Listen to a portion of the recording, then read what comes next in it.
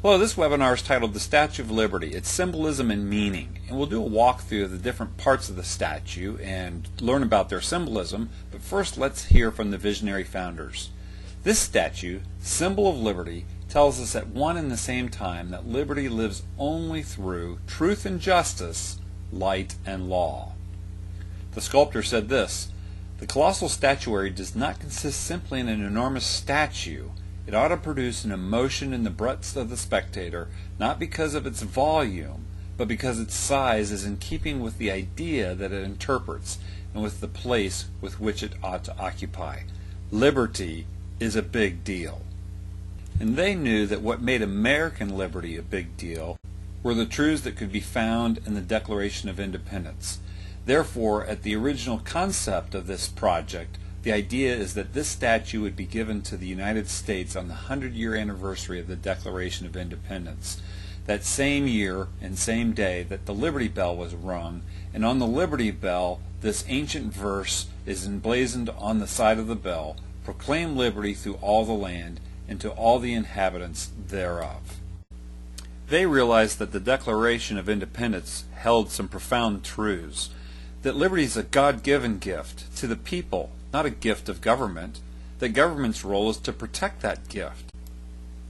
So the statue is to be a gift from the people of France to the people of America, not from the government of France to the government of America. The statue's title gives us our first hint at its meaning. The title of the Statue of Liberty is actually Liberty Enlightening the World. What does the word enlighten mean? To give intellectual or spiritual light, to instruct, to impart knowledge, to illuminate. These are key ideas. And to the world? In other words, the statue and the concept of liberty is not just sitting on a piece of land, stationary, but she's to be moving out into the world and bringing the message of liberty, the enlightenment of liberty to the world. And we'll explore that a little bit further as we take a look at this statue. In her right hand a torch is held high. This is not the torch of revolution that seeks to set fire and destroy. This is a flame. It gives light. It pushes back the darkness. It shows the way forward. Notice Liberty's arm is fully extended. This is not a cautious carrying of the flame. This is a bold lifting up of the torch for all to see and follow. Liberty's crown, the spikes represent sunbeams from heaven, the 7 continents, the 7 seas. Liberty is to be proclaimed to the ends of the earth.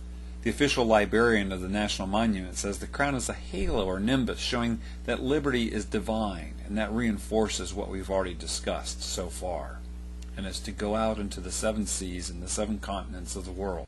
The National Park Service says the 25 windows in the crown represent the 25 primary gemstones found on earth, again reinforcing this idea that liberty is to go to the ends of the earth, and that liberty is more valuable than any earthly gem.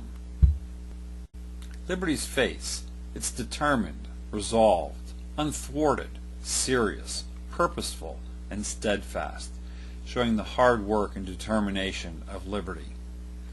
Liberty is actually walking on broken chains underneath both of her feet. Those can be seen from an aerial view, and the breaking chains of tyranny of all the people that embrace her and embrace the ideals of liberty.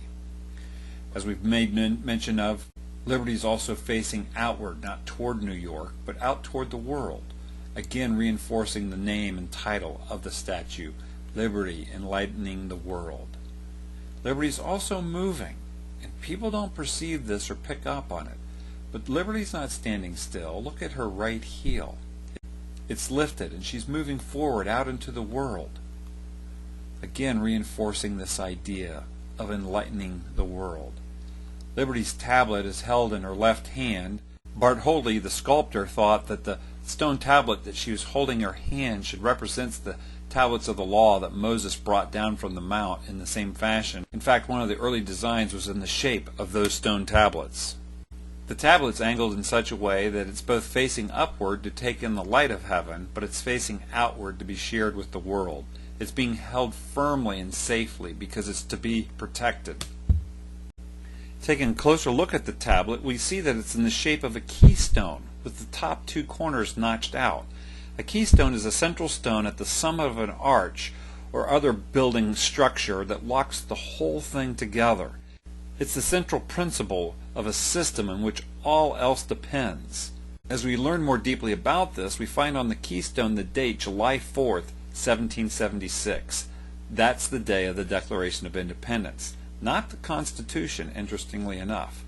Though the sculptor Bartholdi had great admiration for the United States Constitution, he chose to inscribe July 4th, 1776 on the tablet, thus associating the date of the country's Declaration of Independence and the liberty ideas in that document with the concept of liberty.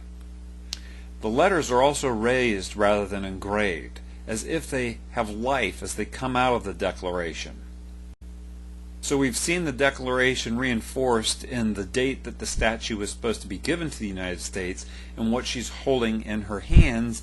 And then lastly, in the base, there's a hollow stone that contains a copy of the Declaration of Independence, and that stone was sealed August 5th, 1844. The Statue of Liberty pedestal is built on a fort, Fort Wood, and this should remind us that freedom is worth fighting for and defending. And lastly, my scientific research on the properties of copper led me to these various truths. Liberties for all people. One scientist said when copper is first mined, it's peach or pinkish white. And then when the statue was first finished, she was more of a copper or bronze in color. Then the surface turns almost black, the oxidizing process begins, and then finally as oxidation takes full effect, the statue turns a beautiful blue-green hue of weathered copper. So in a profound way, all the races of the world are represented in the Statue of Liberty. I hope we can keep all this symbolism in mind as we seek to see liberty go out into all the world. My name's Craig Seibert. Thanks for listening.